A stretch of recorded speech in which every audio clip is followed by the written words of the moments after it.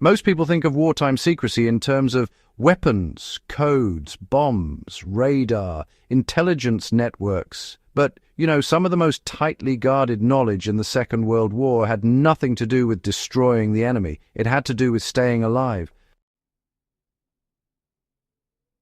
Across multiple fronts, from the Arctic convoys to the Burmese jungle, soldiers developed survival techniques so effective that commanders restricted their circulation, not because they were dramatic or heroic, but because they quietly shifted the balance between endurance and collapse.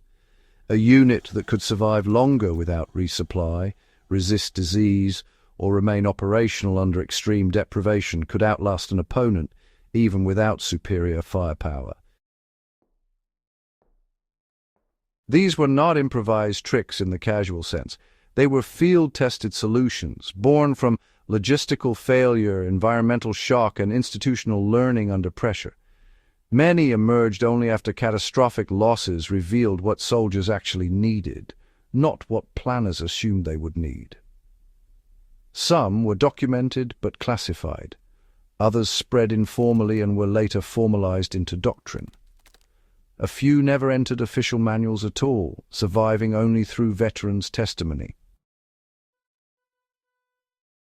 Understanding these survival methods reveals a different dimension of the war, one where endurance itself became a strategic asset, and where knowledge of the body, environment, and scarcity often mattered more than weapons. One of the most closely guarded lessons was how to drink water that could kill you if handled incorrectly. In multiple theaters, North Africa, the Pacific Islands, Eastern Europe, water was both essential and lethal. Dysentery, cholera, and other waterborne diseases disabled entire formations faster than enemy fire ever could.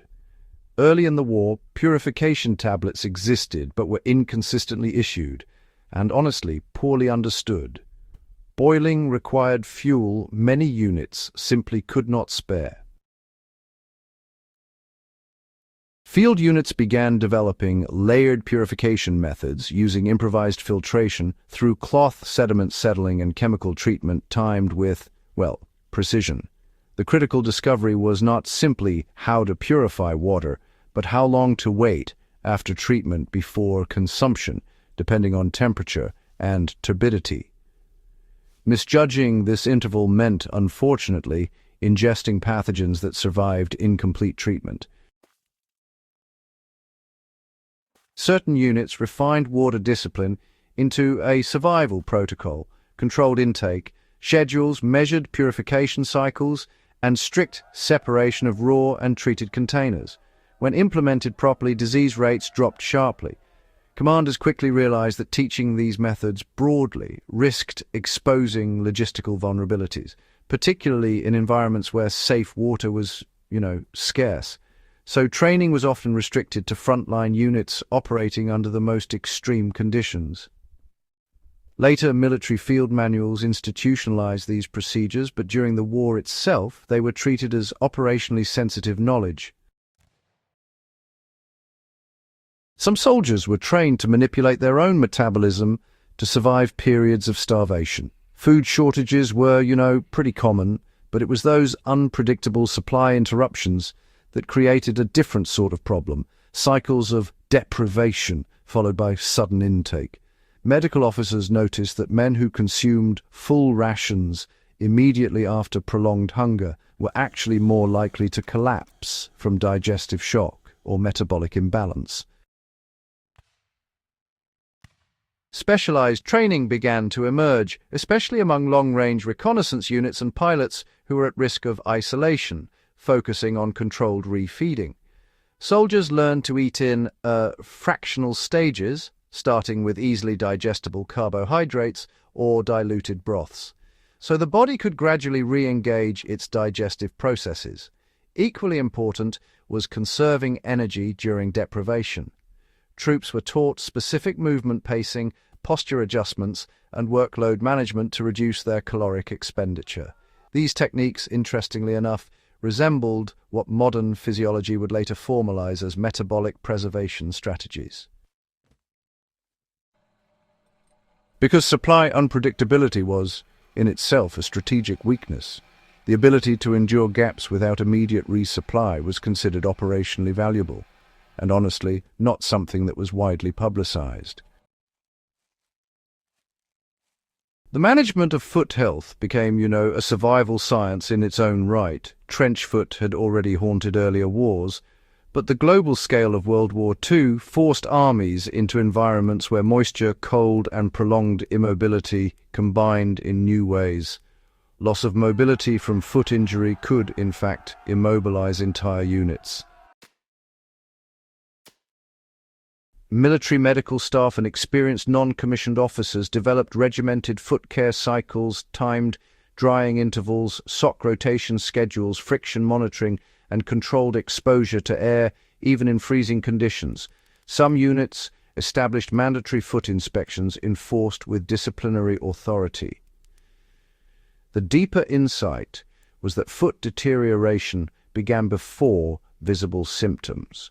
Soldiers were trained to detect subtle numbness patterns and skin texture changes, intervening before tissue damage progressed. This knowledge was not obvious to newly deployed troops and, honestly, took time to learn. Units that mastered it maintained operational mobility under conditions that disabled others. In effect, preserving the feet preserved the fighting force. Armies discovered that, honestly, controlling insects was just as important as controlling territory. Malaria, typhus, and other vector-borne diseases, they shaped entire campaigns. In tropical theaters, disease casualties often exceeded combat losses. What really changed was the recognition that prevention required environmental engineering, not just medication. Units began systematically altering campsites. Drainage modification, controlled smoke patterns, sleeping elevation, and chemical perimeter treatments.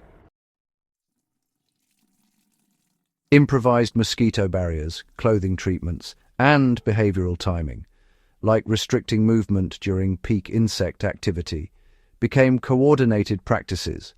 These methods, required discipline and consistency. When applied rigorously, infection rates dropped dramatically. Because disease vulnerability could expose strategic weakness, these environmental survival measures were sometimes treated as restricted operational knowledge, especially in regions where control of terrain depended on maintaining healthy personnel. Certain soldiers learned how to stay warm without fires, and this knowledge could, quite literally, determine whether patrols lived or died.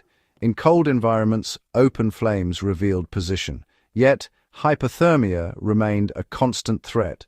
Field experimentation produced techniques for heat retention based on insulation layering, moisture management, and group body heat configuration. Snow itself became an insulating material when shaped properly. Soldiers learned how to construct low-visibility shelters that trapped radiant heat while minimizing external thermal signature. The key discovery was that staying dry mattered more than generating heat. Sweat accumulation, once cooled, became deadly, so movement pacing and ventilation control were carefully managed to prevent internal moisture buildup. These methods allowed units to survive extended exposure while maintaining concealment. They were particularly valuable for reconnaissance operations and thus often confined to specialized training environments. Camouflage expanded beyond visual concealment to include behavioral silence. Remaining unseen was not enough. Remaining undetected required eliminating patterns that signaled human presence. Experienced units developed movement disciplines that minimized disturbance, vegetation displacement, scent traces, sound propagation through different ground types. This extended to camp management. Waste disposal, cooking odors, and even the timing of routine activities were structured to avoid creating detectable rhythms. These practices represented an early form of what would later be recognized as signature management, the reduction of all observable indicators of presence. Teaching such techniques broadly risked revealing the extent to which stealth depended on behavioral discipline rather than equipment alone. Improvised field medicine, really evolved into a practical system of immediate self-care. Medical evacuation was often delayed or honestly just impossible. Soldiers learned wound stabilization techniques designed not to heal but to preserve function until treatment became available. This included pressure control methods, infection containment strategies, and limb immobilization using whatever materials were at hand. Training emphasized rapid assessment, figuring out which injuries could be managed and which required immediate withdrawal. The most closely guarded aspect was infection prevention under, pretty primitive conditions. Knowledge of cleaning agents, dressing materials, and exposure timing could actually determine survival days later, not just minutes after injury. These practices influenced post-war combat casualty care doctrine, but during the conflict they spread unevenly, often confined to units with high isolation risk. Finally, survival sometimes depended on psychological regulation more than physical resources. Extended isolation, uncertainty, and environmental stress eroded judgment long before physical limits were reached. Military psychologists and experienced commanders identified patterns of cognitive collapse, panic, impulsive decision-making, fatalistic passivity. Training emerged to stabilize attention, structure time, and maintain decision frameworks under stress. Soldiers practiced mental routines that preserved orientation and task sequencing even when exhausted or frightened. This was not morale in the abstract sense.